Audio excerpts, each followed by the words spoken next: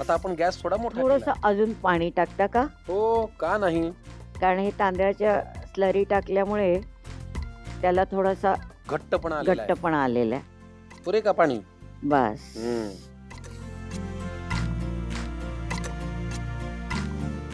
आता हे मिश्रण उकळलेलं आहे, त्याच्यामध्ये मी गुळ पावडर घालायची. गूळ पावडर घालते.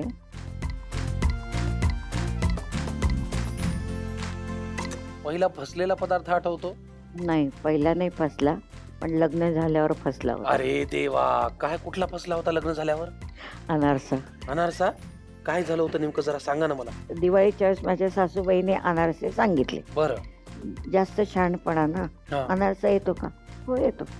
शहाणपणा कोणाचं, तुमचं का सासू? माझा. तुमचा होय. हा. सासूबाईने आता येत नाही म्हणून सांगायचं कसं? हा. येतो म्हणालात तुम्ही? येतो. हा, मग म्हटलं ते पीठ आणलं बिणलं केलं आणि त्यात टाकलं बदा पाणी. मग ते झालं पातळ. पातळ झालं, लापशी झाली अनारशाची.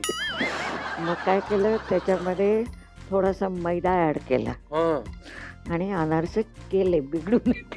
केले, बिघडू नाही केले. वा वा. मग काय अनारशाची पेज खाल्ली सगळ्यांनी? नाही, अनारसे चांगले झाले होते, पण त्या कोणाला कळालं नाही की त्याच्यामध्ये मी मैदा टाकलेला आहे. अच्छा. म्हणजे माझ्या दृष्टीने ते फसलेला पदार्थ होता तो. चांगलं झालं कोण म्हणलं, मला ह्याच्यात उत्सुकता आहे. कोणीच चांगलं झालं नाही म्हटलं, पण कोणी नाव पण नाही ठेवले, मुकाड्याने खाल्लं. म्हणजे याचा अर्थ तुमच्या चांगलं. सासरकडच्या माणसांची सहनशक्ती चांगली आहे म्हणायची. मला त्याने सहन केलं.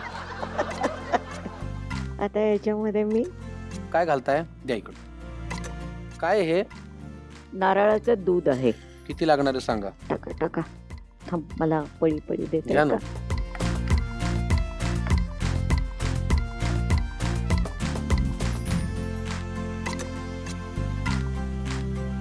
हे बघा, हम्म. याच्यामध्ये मी फक्त चिमूटभर मीठ टाकते. टाका ना भरपूर. नाही नाही का?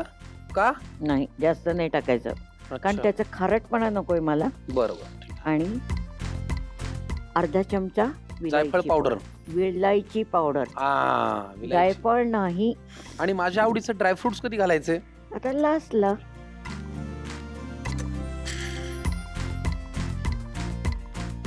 मडगण. मडगण. वा. संपलं, झालं. झाली रेसिपी. येस. अरे वा. मडगण हा एक अप्रतिम पदार्थ आहे. चण्याची डाळ आहे, त्याच्यामध्ये गूळ आहे, ड्रायफ्रुट्स आहेत. मला तर फार आवडेल याची मला खात्री आहे. आता याच्यावरती थोडीशी कोथिंबीर वगैरे घालायची का? नाही. का?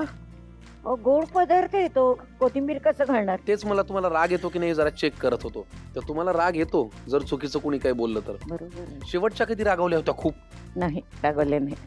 अच्छा. अन्यायाविरुद्ध मात्र रागव.